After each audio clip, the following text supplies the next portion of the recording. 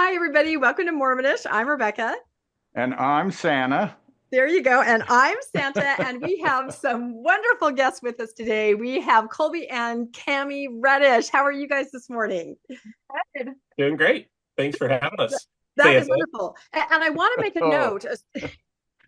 I want to make a note, especially to RFM, that I used your correct last name, right? He talked about that on Mormonism After Dark last night, that when he introduced you, his podcasting partner in the Light on Truth series, amazing series, he said, what did he say? Kolby Brown.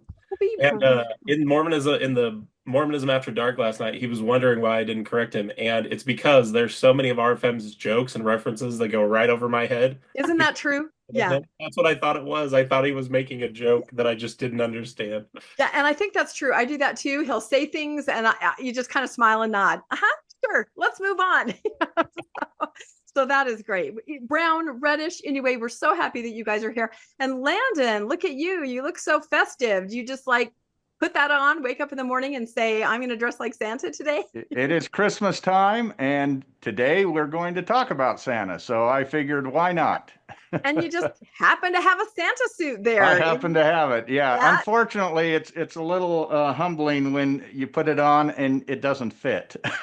Oh, you're saying you don't need the padding that you I don't need the padding. You wore that as a younger parent. Yeah, I get that. When you up with the Santa suit on, I was gonna ask you if you got my motion to be moved to the nice list this year, Landon. Motion denied. That's right, denied. Anybody on a post-Mormon podcast, motion denied. Depends on if it's the strengthening church committee naughty or nice list, I guess. So. I'm sure they have one. I know they have. I think so, yeah. I'd like to make a guess at who's on the top of that. I think I could probably do it. So, well, we are going to talk about Santa Claus and Christmas today. So, I mean, I don't know how many of our Mormonish viewers are children or let their children watch with them, but we are going to talk kind of real talk about Santa. So you might want to not have your kids around, your younger kids, if, you don't want them to hear that real talk. But that's actually kind of our topic, right? Real talk about Santa. And so, Landon, you look so hot and sweaty. I'm going to the young Santa look. Remember the young Santa? Yeah, Santa Claus is coming to town, right? Yeah, Mrs. Claus was a lot hotter for young Santa. So it looked like that character, that claymation character. That's right. I'm laughing.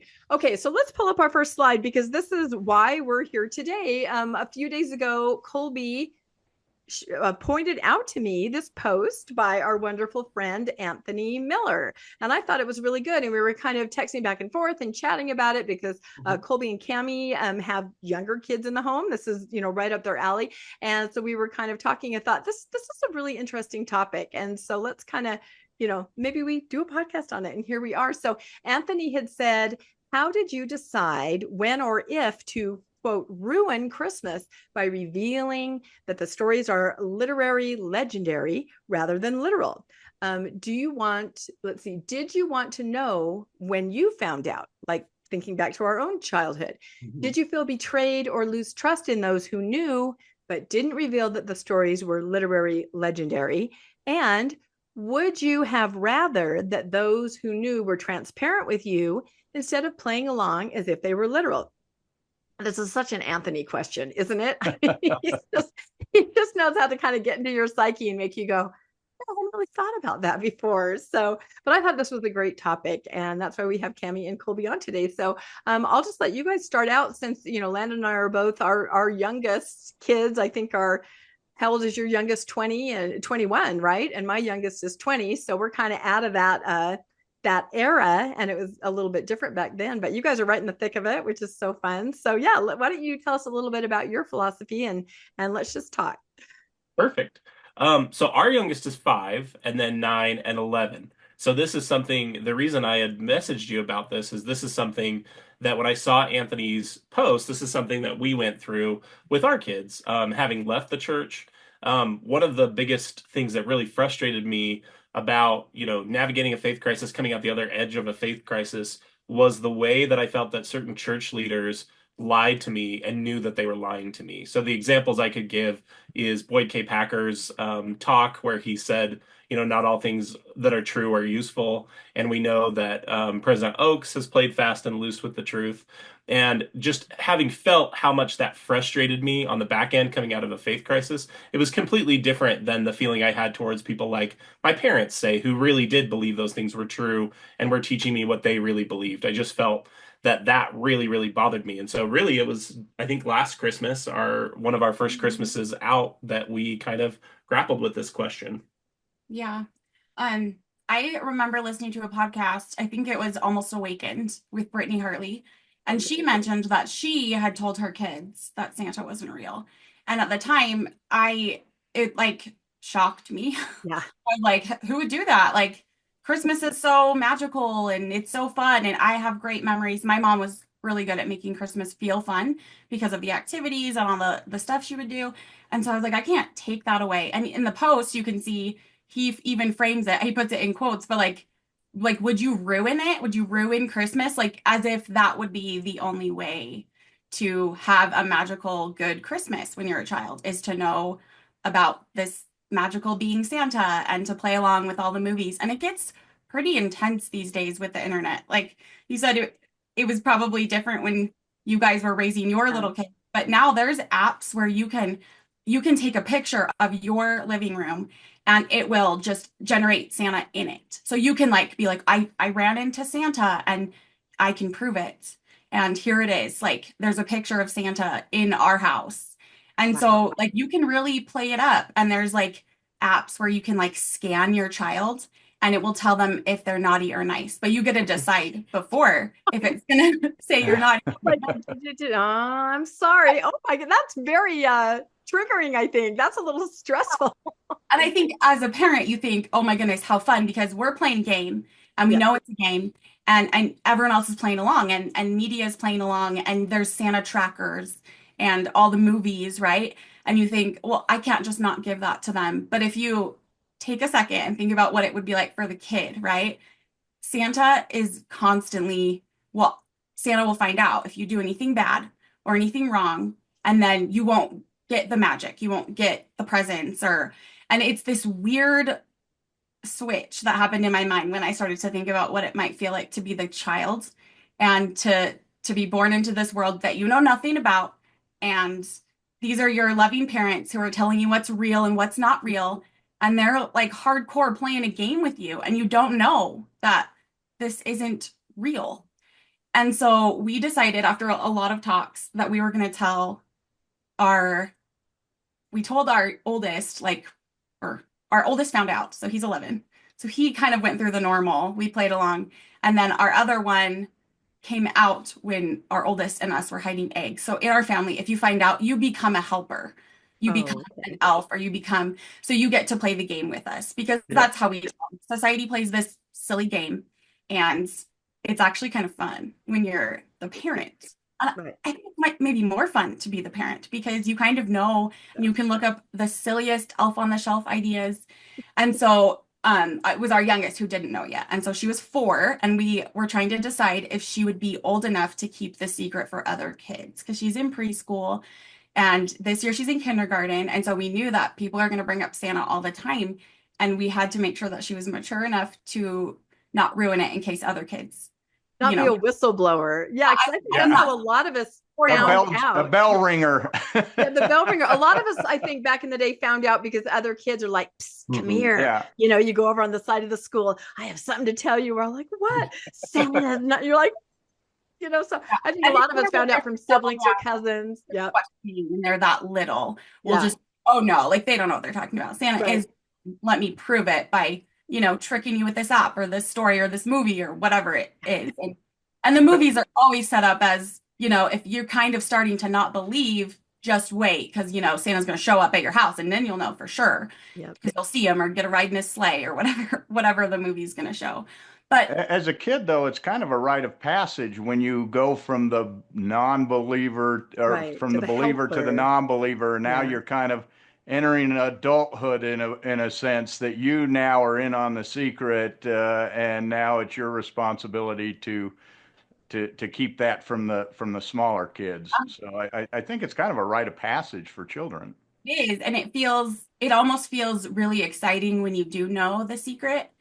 The problem is it's with a 3-year-old. I mean, I think ours was probably, she's a very mature 4-year-old, but it's difficult to know. That's so tricky to know if your kid would be ready or how to talk to them about it. So we recorded our conversation. I don't know if we would be willing to share it. We recorded when we told her, like, for real. And she kind of laughed and she was shocked.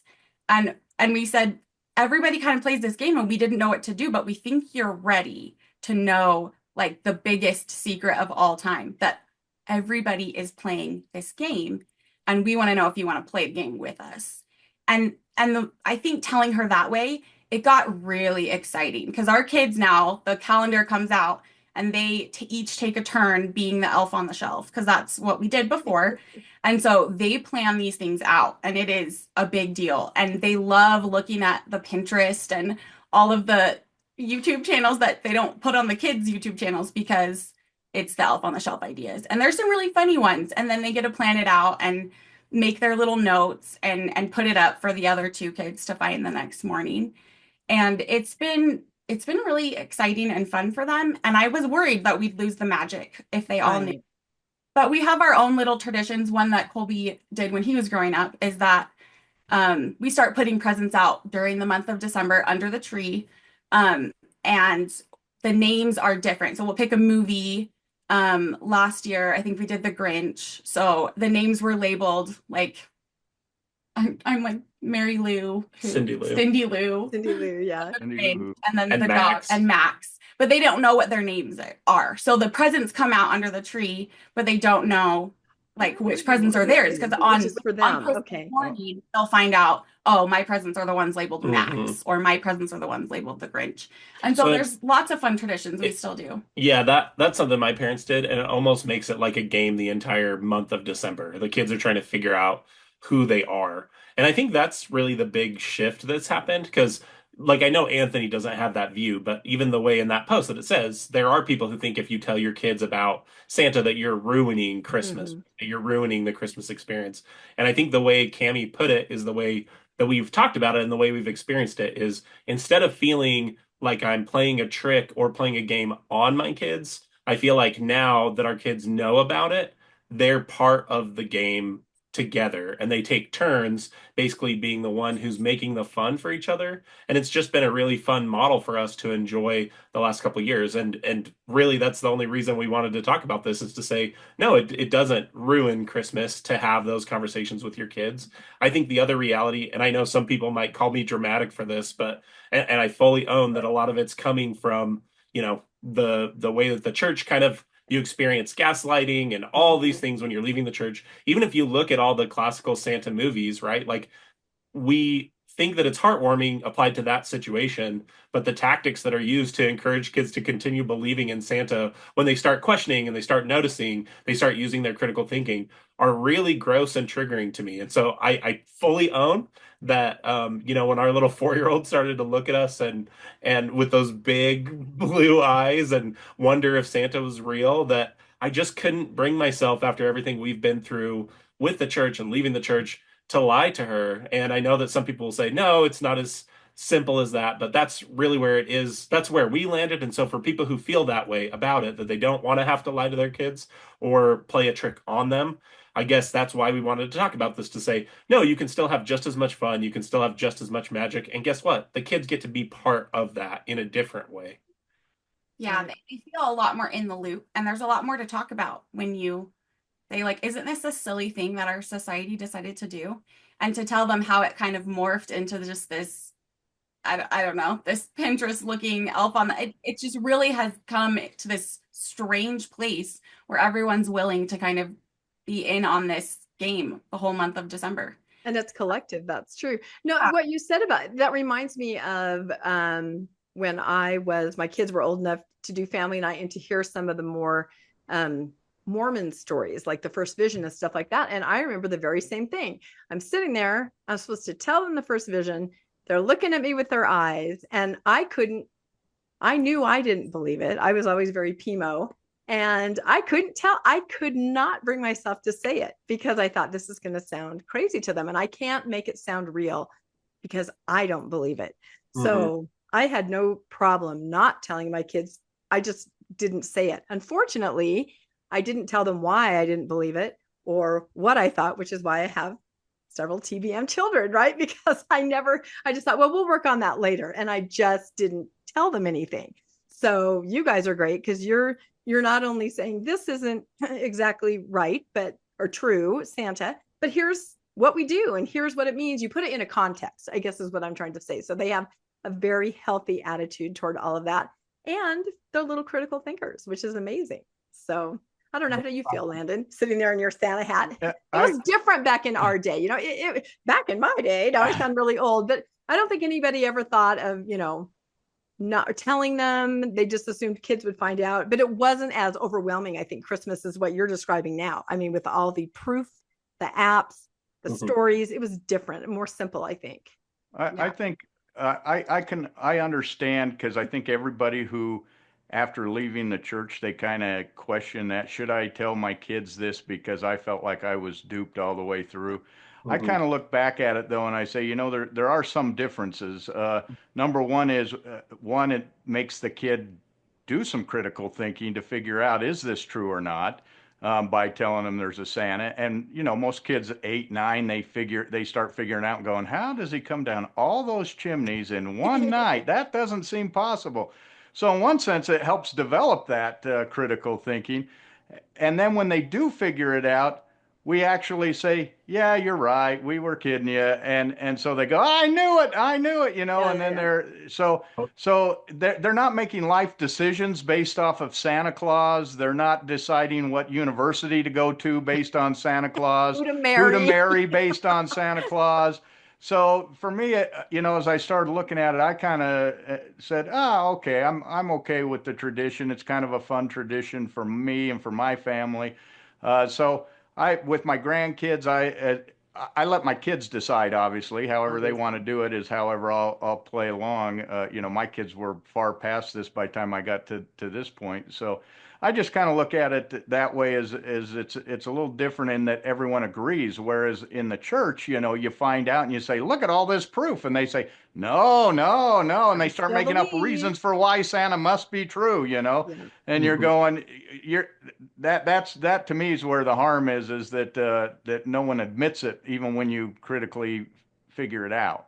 And that's it. And I think Cami's right, because now that she mentioned that, so many movies now, it's all about the kid that's stopping believing, right? And, says it's not real. He's in reality. And then everything in the movie happens to say, no, no, no. So it is. It's like dialing you back to where you were. And I think those are more prevalent, those kinds of movies and that kind of idea that you better not stop believing, than they were when we had our kids. We just had the simple little Frosty the Snowman and that kind of stuff. These movies are really, really geared toward the people that don't believe, to say, you better keep believing. And look, here's the proof. And like you said, so many different things that could trick or mislead a child. Because I'm going to have to check out some of those apps. That sounds really interesting. Wow. That is very interesting. What do your kids think of other kids who believe? Because I'm guessing, especially your little kindergartner, everybody believes, and the teacher's probably up there talking about it. I mean, what do they have a sense of, or how do you explain that? We need to let some people continue to believe, or what do you say? They have like a better bird's eye view of what's really going on in the world. And I think that gives them some confidence. So the last question's like, I wonder if, one of our neighbors, I wonder if she still believes or not. Like, I wonder how they do it. I think it's given them a really good, just insight to, like, every family's a little different. Every family does their traditions a little bit different. Every parent talks about Santa a little bit different. And that most kids believe until they're about, 8 to 10. And so they think it's funny. Like, I remember my 5-year-old, because we did the elf the first night and left this cute little calendar showing them which days they would do the elf. And so there's this calendar with their names on it. And one of their little friends, neighbor friends, who's 6, came over and asked what the calendar was. And they, like, our girls were just like, what are we, like, we can't tell them. And so they were so silly. They're like, that's who gets to find the elf first. And then my 5-year-old came to me. She was like, Mom, I lied today. And I was like, oh, about what? And she was like, I had to tell her that that's why we did the calendar. And I was like, you know what? You're right. Like that isn't the real reason, but you got to decide to, in that moment, play a game. We play a lot of board games in our family. And so they know the difference between bluffing and lying. At least we talk about that difference. And I think it's a good introduction to the nuance of choosing your words wisely when you know who you're talking to. And not to say that I want my kids to be okay with lying, but I want them to know that lying is when you choose to mislead somebody to benefit yourself. Mm-hmm. And right when we got out of the church, we were pretty good at family prayer scripture read. And I really liked that we carved out the time to do family night every single night. We call it family time. Right before bed, we all gather around and we would read the scriptures or the Book of Mormon or something. But we just started switching the books up. So we got this book from the library, and I think it was called something lies, brazen lies, and half truths, or it's about like the history of lying. And it talked about how little kids who start lying earlier, they're actually smarter because they're understanding the nuance of conversation. And so, well, you have that a little backwards. Okay. It was smarter kids learn to lie earlier. So it was telling you as a parent, like if you start noticing that your kid is, telling lies or telling exaggerations, it actually shows a level of intelligence to be able to notice like the world is this way, but I'm actually going to represent it's a different way. That's like a level of intelligence that you start seeing, I think, around the 5 to 6 year old range in most kids, right? And the great thing about this book and other books we've done together for family time is it's taking principles and applying those principles in certain situations. So instead of just giving like the very standard answer, which is like, you shouldn't lie ever. I'm not saying that I'm okay with lying, kind of like Cami said, but the reality is there are times where it is appropriate not to tell the full truth. And that sounds maybe hypocritical for a second because that's what I was criticizing about church leaders. I think the real difference there is what they're willing to make that compromise about, right? The compromises that our youngest made in, playing along with the game, not revealing the truth about Santa to her friend, she views that as part of the game. It's not self-serving. It doesn't benefit her in any way. It doesn't benefit an organization. It also kind of teaches kids this respect for other people's families and also to start appreciating that other people's families do things differently than you. I grew up in Boise, and Boise isn't like as Mormon dominated as Utah, where you are, Rebecca, but it is, there are a lot of people, and most of the people when I was growing up as a kid in my life were Mormon. And I don't think I started to conceive of the fact that people I went to school with weren't Mormon until I was, probably over 10 years old. And that's kind of completely different than the way we're raising our kids, which is that they recognize that families fall on a spectrum on a whole host of issues, who the parents are, how the parents delineate responsibilities in the home, who's working, who's doing what. And so this is just, I think, another level where you start having conversations with your kids that you just otherwise wouldn't. Well, we just didn't think about some of those conversations. I would have never thought to tell my kids about Santa before they found out. I wouldn't. And so there's no blame for those parents. I wouldn't have thought of that. It was so shocking to me to hear that someone did that, and that I heard it from Brett Hartley first, but it did cause me to start thinking. And then I thought, you know what? I've learned a lot about myself since leaving the church and about how my brain works and how I view the world matters, and that it can affect even how my body is working.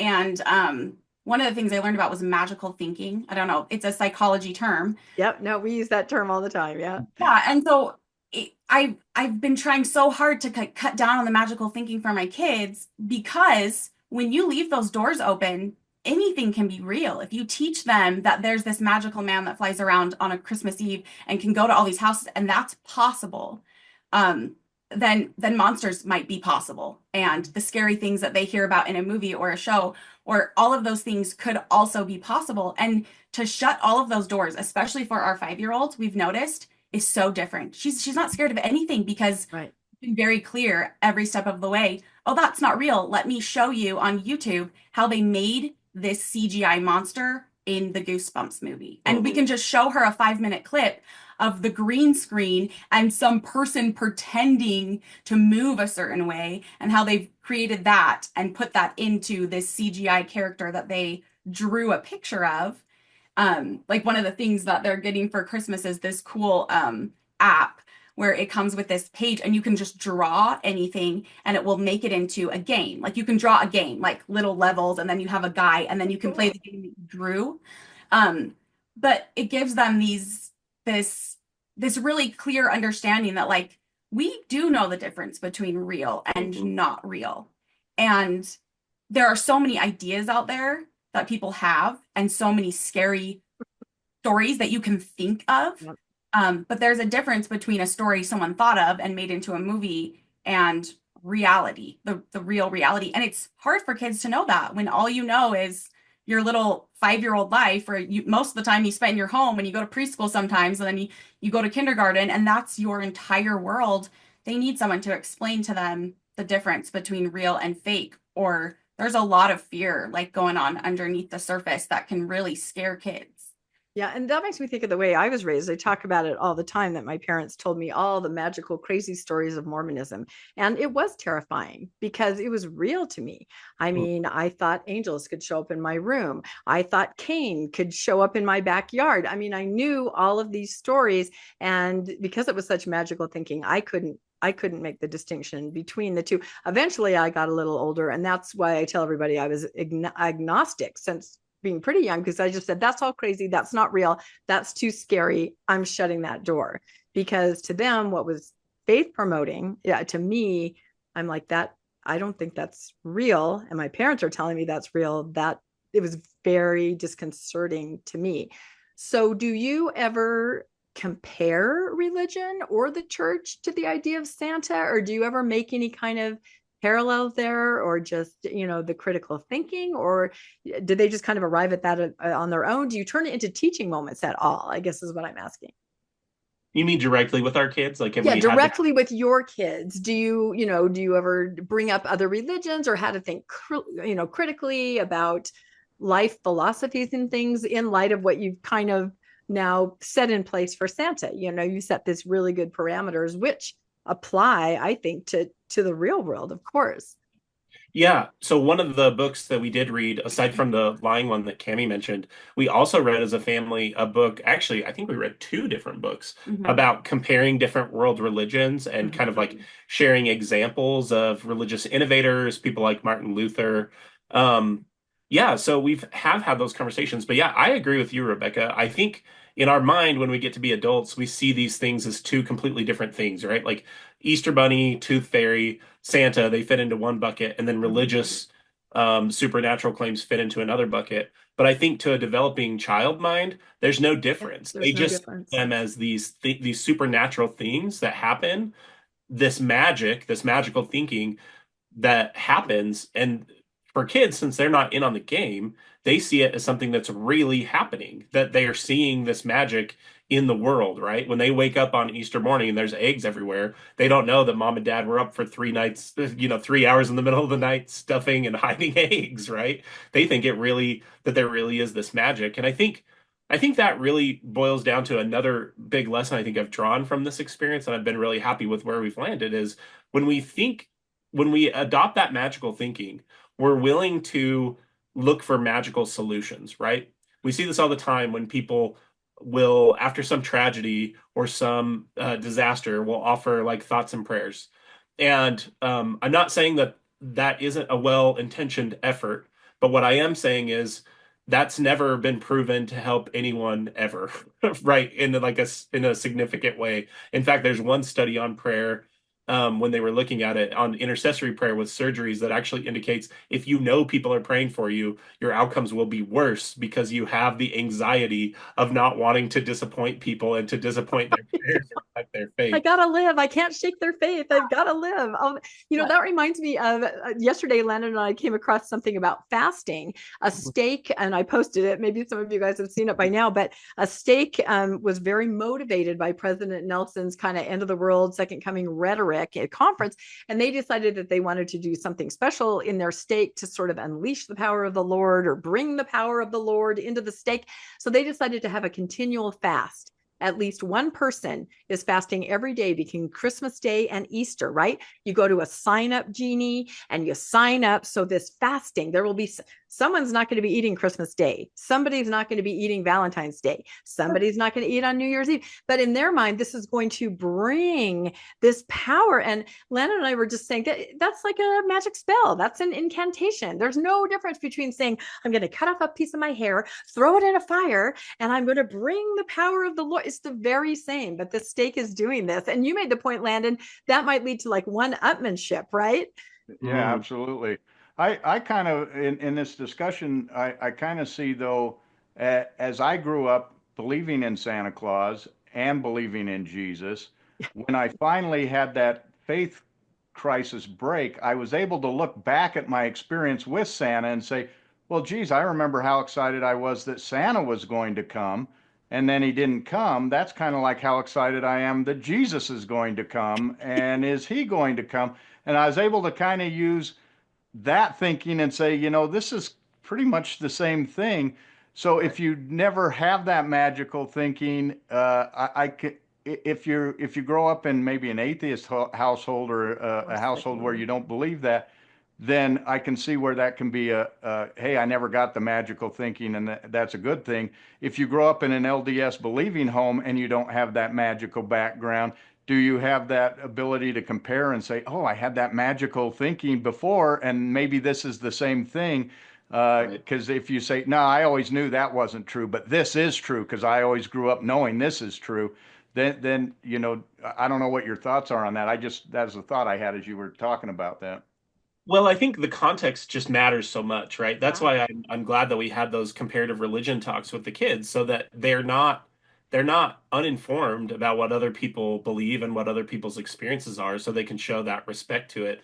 I think the one last thought I wanted to connect with on the magical thinking piece is there's a reality of the Santa story, which is that Santa brings little kids what they want, that sometimes kind of conflicts with economic realities, right? We know that we have people who are less advantaged in every single one of our communities. And that's another piece, I think, that's been really great for me to see in our kids. Like even just the other day, usually we're trying on Sundays to go to like our local rec center and get some exercise in as a family, since it's our second Saturday now, right? And I was really thrilled to see now that our kids view themselves as being like part of this larger game, part of this larger narrative, right? And they're doing it with this context. As we were leaving, and every year we try and do this, but this year it was actually motivated by the kids asking to do it. We were walking past one of those Salvation Army, donation trees where they get to pick out a child that needs some gifts this year and get to select, what they want to get. And our kids are the ones who came to us and wanted to do that because they view that as being part of the game, right? And so that's one last thing about the magical thinking I think that I wanted to say is when kids know that Santa isn't going to be bringing those gifts, but they still want to fulfill that spirit of Santa, because that's been a big part of the conversations that we've had or when we'll watch movies, right? They want to be that spirit of Santa, that miracle, that magic of Christmas that we've all experienced. They want to be that for someone else because they view themselves as being in on it a lot earlier than they may have otherwise. And so I'm really happy about having had that experience. That doesn't surprise me, because as LDS people who have a faith crisis, when you leave, the first thing you say is, you know what, instead of giving my tithing to the church, I'm going to use it and help somebody. And I get to choose who I'm going to help. So it's kind of the same thing just as a kid. I also wanted to point out, what you're saying here, some people might say, oh, golly, you're ruining Christmas for your kids. This is half the world does not believe in Santa Claus or Christmas. So if you're the JW kid in school, you had to keep the secret too. If you were the Jewish kid, if you were the Muslim kid, you have that same issue where, and in one sense, it's almost like the Christian side is forcing you to lie and be part of their lie so that you don't upset the other kids by telling them, no, there is no Santa, and so those kids have had to deal with that their entire lives. And so, it's just a different approach. It's a different upbringing. Everything doesn't have to be the same. You get to choose. That's the beauty of faith crisis and leaving, is you get to choose what you Yeah, do. and of course, in sharing our perspective, there's tons of different ways that people can do this with their kids that are going to be right for their family. This is just, I think, the model that worked for our family was having that open conversation with them, um, telling them, yeah, that whether it's religion or whether it's Santa or the Easter Bunny, there really is no such thing as magic in the world except for the magic that we make for other people or that we make for our own lives. And that's kind of where I think we wanted to end was just some examples of the games that our kids have been in on doing this Elf on the Shelf. If we can pull up those photos. Yeah, let's pull up the slides. Do you guys ever talk about the origins of Saint Nicholas? I saw a post the other day that said Santa Claus is actually more real than Nephi because there are, historical origins in a person named Saint Nicholas who was a benefactor. So, I mean, to me, that's also a good way to approach it. Oh, look how cute. Here they are. Yeah, this one's our youngest. This is our youngest. So every year we do Elf on the Shelf. Yeah. Let Cami explain. She was so excited because we found this one, the croc one, where you put crocs in the bath and you dye it blue, and it just so elaborate that she was very excited. She picked out I think she gets to do it 4 or 5 times, and this was her favorite one that she did first. And fun. I mean, it's more exciting because the other kids have to go to bed and then you get to come out. And so they go to bed and then she gets to come out and they have to stay in their rooms. Like they have to be going to sleep, but she gets to be the elf for, 15 minutes that she gets to set that up. And then it's like that giddy feeling, that magic feeling. It's just a feeling. That's the funniest thing is I think we're going to ruin a feeling that can be created in so many different ways. Mm-hmm. Like this is adorable. And I will describe it because sometimes we are on audio too. Sure. It's a bathtub with blue bath water, the shoes that are Crocs, but it says beware of Crocs. And then there's the poor little elf up on a zip line going, this is really creative. Oh my goodness. Yeah, and the thing I love the most about this is because I was worried about telling her and kind of losing that magical experience with her. But coming back to the comment I've made a few times, they're in on the game, and we get to do this with them, one of them, every single night for the entire month of December. So if anything, we've just magnified the magic. We haven't lost or ruined anything, really. And it's fun when they come to us and they're like, I need to talk to you in private, and it's got some idea. They want to know if we can get them candy canes for their elf idea or whatever it is. And it's so fun because we get this connection. It's not this, it's so dividing to like, we're sneaking around hiding presents because we're Santa and they shouldn't know anything, right? We just are constantly using Santa against them, which is kind of how it felt before. Like, well, be good, right? Yeah, I mean, you better be good. And then be good or else you won't get it. And it's a different feeling. And for us and for our family, it's felt a lot better. It's so much more connecting. I like this idea because instead of the adults creating the magic, the kids are creating their own magic. They have better ideas. Yeah. And look at her face. I mean, you can tell she is thrilled and she cannot wait for brother and sister to come out and see it. And and she got to do it with you guys too and have a little secret with her parents. On her second one, she had him ziplining across the whole house. I can see her just waiting for her brothers and sisters to go in and she's kind of following them in to see their reaction to what she created. Yep. Totally. Yep. Oh, she was so excited to wake up. She almost like woke up early and she was like for them to come and see what she did. It's like 5 Christmas Eves where you stay awake all night waiting for the kids to go see what you created. Yeah. This is great. I love that when this is amazing. And if there's anybody out there who's older who doesn't know what Elf on the Shelf is, I mean, I wish that was in my area. It's such a great idea, but it's the idea of this little elf. And every night he gets into mischief and the kids can find him, and he's also watching you. Is that right? To see if you're naughty or nice kind of a thing. Yeah. But it just gives families if you want to know what it is and you don't know, go look on Pinterest. Like Cami said, some people, boy, they go to the extremes, but so creative and just so fun with, this magical little vignette that the kids get to come out and see in the morning. So, and in this case, get to create themselves. So very fun.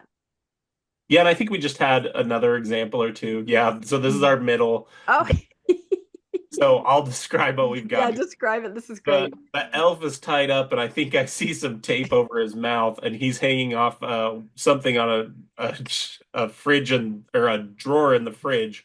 And then we've got the milk jug dressed up like a ninja with a sign pointing to the milk that says, "Help me, the milk has gone bad." So the milk has basically held the elf hostage or something. So when they open the door in the morning to get breakfast, there it is. That's the thing, is you never know where it's going to show up, right? You have no idea. Exactly. Yeah, she had fun with this one because she tried to get her older, she's our 9-year-old. We have an 11-year-old, and she was trying to get him to find the elf. He's not as excited as he used to be to run. Yeah. But she was like, Lincoln, go open the fridge. Go see what's in the fridge. What's in the fridge? This is great. Oh my goodness. All right, I think we have one more of your other son. Oh my goodness, look at this one. Yeah, that's our oldest. He said it was, so he made like a horse out of a toothbrushes or something, and a Pringles. I don't know. He's got a mind of his own, but he was really excited, and he did it all on his own. He's like, "Come look what I did." And he made this little contraption, and the elf was riding on it, and he was happy. So we were happy. Yeah, very creative. That's the other thing. You get to do these crafts. You get to think, plan things out.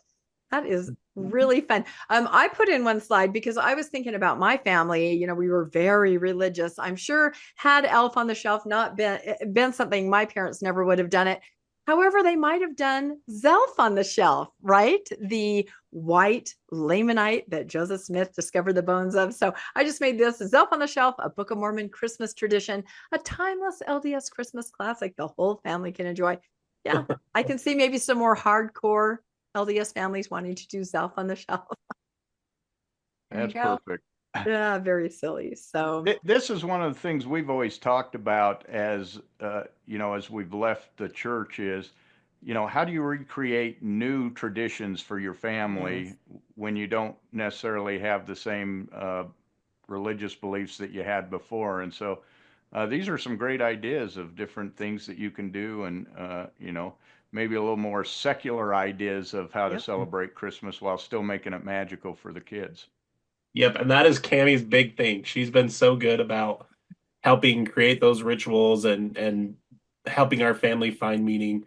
Like we said, our oldest is 11, so pretty soon here we're gonna have our own kind of, like you said, Landon, secularized, our own version of kind of that passing from childhood more to that, I don't want to say adulthood, but to that teenager stage. And so we're still working on that, thinking about exactly how we want it to look. But yeah, that is something that even the folks like us all who have left the church can recognize, that the church gives you this automatic template for those big life milestones that, when you're, at least when you're 12, you receive the priesthood. When you turn 18, you receive the Melchizedek priesthood. And so I think it is important for those of us who leave to recognize that those rituals, those rites of passage, they are something that they date back in human experience for thousands of years, if not millions of years.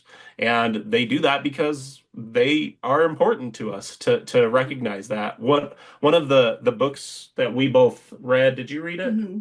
One of the books that we both read, and I know you've read it for the Good Book Club because we've talked about it before, was Sasha Sagan. I was just Googling it to see if I could show a picture. Yep, please tell everyone about this book. Cannot recommend it more. Yeah, so Sasha Sagan is Carl Sagan's daughter, and she wrote this book called For Small Creatures Such as We, which is all about, being raised by basically this famous atheistic scientist, how her family found meaning and rituals in life, and how she's basically inviting other people to try and find those things for themselves. And kind of like we said, every family is going to look a little bit different, but I guess we're just happy to say that we've been able to recreate some of those great experiences we did have back when we were believers or did things a little bit differently from a secular point of view. And I think we're going to see a lot of efforts over that in the next, 10, 20 years, because I think as the world becomes more secular, we know that's the rise of the religious nuns is the thing. There's going to be a need for people to talk about these things and have conversations about what's working, what's not working, because, we're going to figure this out together over trial and error. Yeah, it's almost, it's strange to think that all of the traditions that we had were wrapped up inside of that magical thinking. Everything was, I would make these goals for New Year's every year growing up, and it was always to read my scriptures. My mom did this really cute tradition where we had an extra stocking that was Jesus's stocking. And so once we went through Christmas, on New Year's Eve, she would keep the stockings up, and we would all write our New Year's resolution and put it into Jesus's stocking. Like, we'd give it to him. It was almost like a gift.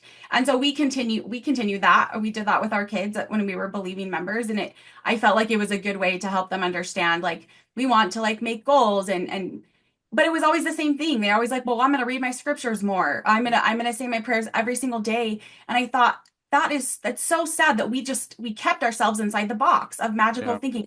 Those were the only tools available to us. And now that we've learned so much more about the world and our place in it, and even just the way society is right now, we get to share that with our kids and tell them what their job is as a kid. I think that's what I didn't have very clearly defined as a believing member. My role as the parent was to teach them the gospel, and that's what it was. And their role was to accept the gospel and live the gospel.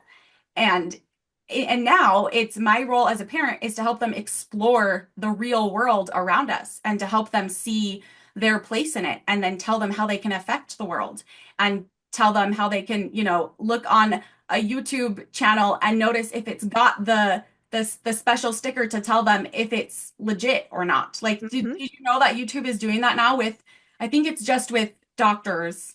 Like health information. Yeah, health information. Oh, interesting. Who determines, I wonder, if it's legit or not? They can apply through YouTube, and they have a really vetting process to make sure that you are a licensed professional, you are a licensed psychiatrist, or you're a licensed medical professional, help them understand what's real, what's not, and then to change our traditions to help them, to actually help them, right?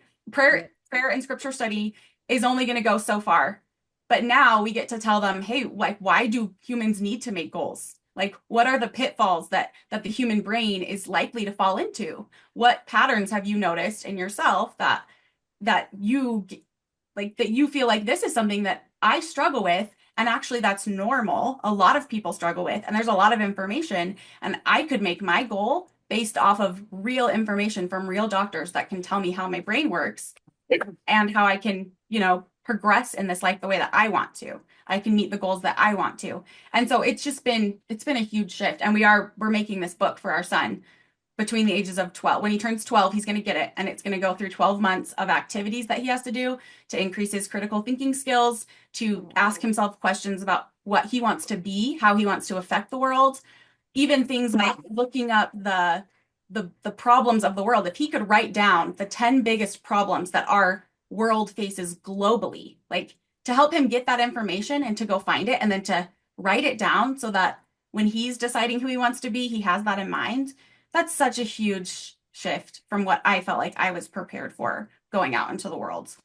And we just have so much more to work with now. And when you can tell the difference between real and fake, it makes, like, I don't know, it just makes a huge difference. And it does make a huge difference. And we've always talked about, indoctrination in the church starts when you're 18 months old and going to nursery, and you're encouraged not to be able to tell the difference between what's real and what's not. And that impacts your whole life.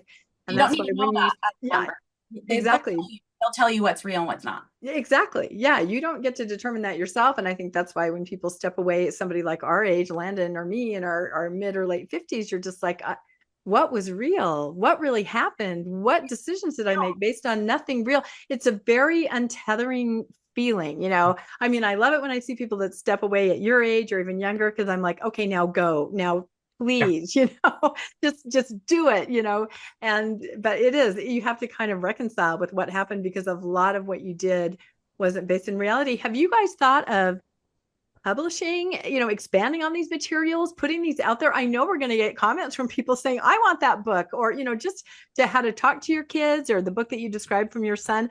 I'm saying right now, and I think Landon probably agrees, you guys, there's a need for this kind of material. There is a need with the rise of the nuns and people just starting to realize. I mean, it's kind of like me. My son stepped away when he was 15. I've talked about this a lot, anxiety and Bishop's interviews. And I said, go ahead, stay home. You don't have to go ever again. You can go to activities, whatever. But I never replaced anything as far as spirituality, anything. I just let him go home and kind of left him. with no other guidance, because I didn't know anything other than the church. And he's now 29 and he's still quite a seeker, kind of a hobo, kind of bohemian, kind of into yoga, psychedelics, you know. And I always think, what if I would have had a book like what you guys are just describing, where I could have said, let's work on some other things, you know, in life. It doesn't have to be religion. There are other things. So I'm saying, I think you guys should think about this. You guys are, I mean, you're putting it together for your own kids, but I feel like there's a benefit out there. And a lot of people, I think, are going to be commenting and saying, I want that. Anyway, think about it. I know you guys are busy, but you really have a great perspective and you're living it in real time with your kids. I feel like you could do a lot of good for people talking about this. Do you agree, Landon? I think so. Oh yeah, absolutely. I'd still hate to see Santa go, because there's so few places us fat guys still get respect. So it's your time of year. You're like, I'm in. It's me. I've got the pod. That's the good part. Santa doesn't have to go. I think Santa doesn't have to go. He's here to stay. It's such a big part of our culture. I think that we just have to shift the way that we think about him. Yeah, it's just still feels exciting to our kids. Yeah. It's just the context. Like even Cami's example of, you know, putting the New Year's resolutions in the Jesus stocking. Mm-hmm. You can still do the same ritual of thinking, setting a goal for next year, but instead of thinking, well, what do I want to give this imaginary being, right? Or this being that I've never met, you're doing it for you, or you're doing it for the people around you that you experience every day. That's one of the things that is so frustrating to me about religion generally. And I think Mormonism is actually worse about this than most other religions, frankly. There's a lot of times I think Mormonism is better, but this is when I think it's worse, is it's really good about teaching you to say the words like, well, we do service, I care about other people, but the service is always so disconnected from the people you're actually serving.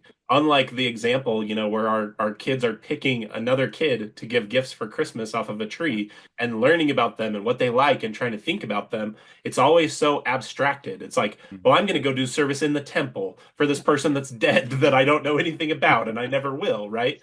And it's the same thing here. It's like, we can keep Santa, we can keep the rituals. It's just changes the context. The kids are in on it instead of the joke being played or the trick or the game being played on the kids. The kids are playing the game with us. And you bring real things in. There's really good science out there about gratitude, right? Mm-hmm. There's what our son loves, that Kurzgesagt. Am I saying it right? Yeah. The YouTube channel.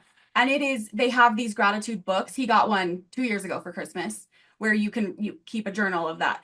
A lot of these things that we do, even in Mormonism, they're not bad. Like, they have these youth programs and things like that in Mormonism, the faith to God, the structure of it isn't bad.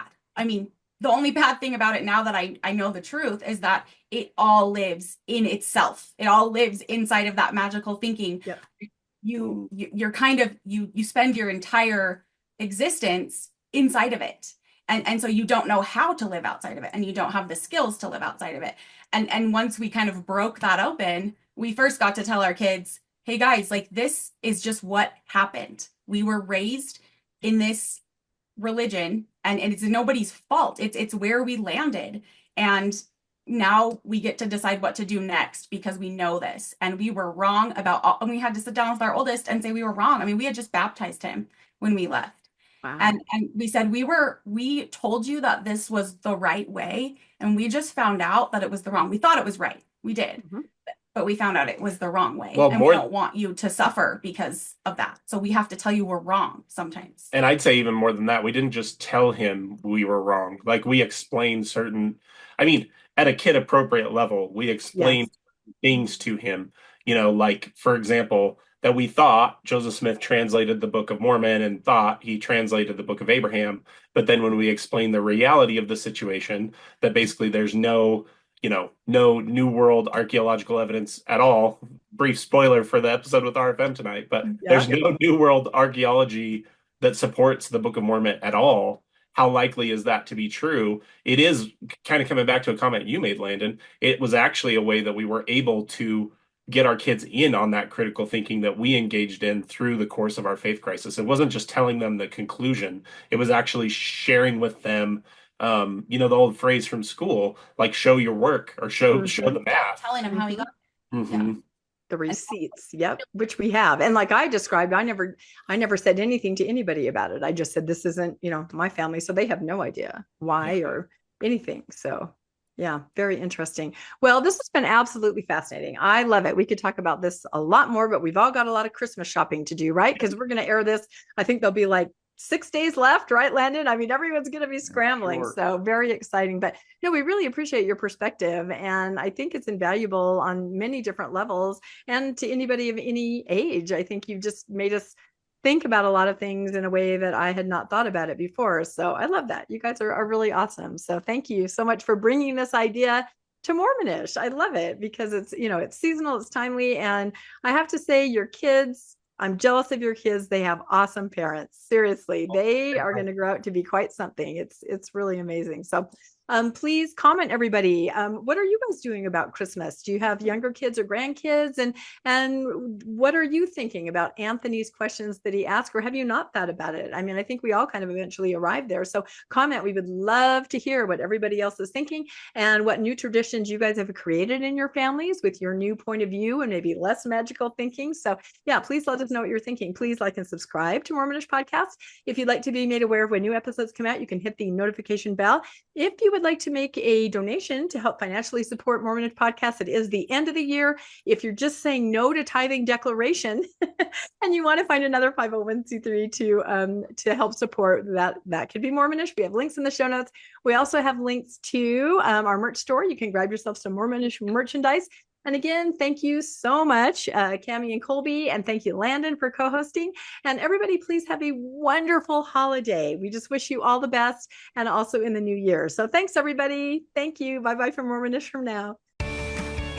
Thanks for joining us for another episode of Mormonish. We really appreciate our listeners and would love to hear from you if you have a story you'd like to share. You can email us at mormonishpodcast@gmail.com. You can also find us on Facebook, Instagram, and on our website, mormonishpodcast.org. And don't forget to look for us on YouTube and like and subscribe. Keep joyful, everybody.